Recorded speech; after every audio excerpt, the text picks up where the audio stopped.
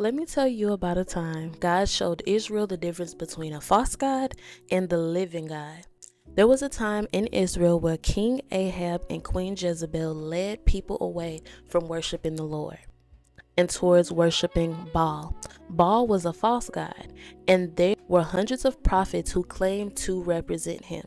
But Elijah stood before them and said, "How long will you go limping between two different options? If the Lord is God, follow him." So Elijah challenged the prophets of Baal. He told them to call on their gods and ask him to send fire. They cried out, called out, they shouted all day.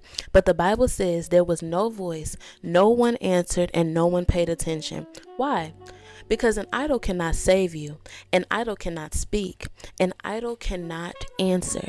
But when Elijah repaired the altar of the Lord, prayed a simple prayer, God answered with fire. Not because Elijah was performing, not because Elijah was trying to impress people, but because the God of Israel is in fact alive. Elijah said, "Answer me, Lord, answer me, so these people will know that you, Lord, are God."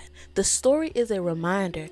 Anything that we put above God becomes an idol. It could be money, it could be people, it could be power, it could be our own desires. But the living God is different. He speaks, he moves, he responds, he calls his children back.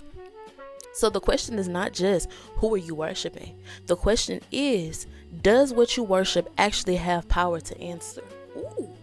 And I can't even be finishing these videos because they be so good to me. Yay! Does what you worship actually have the power to answer?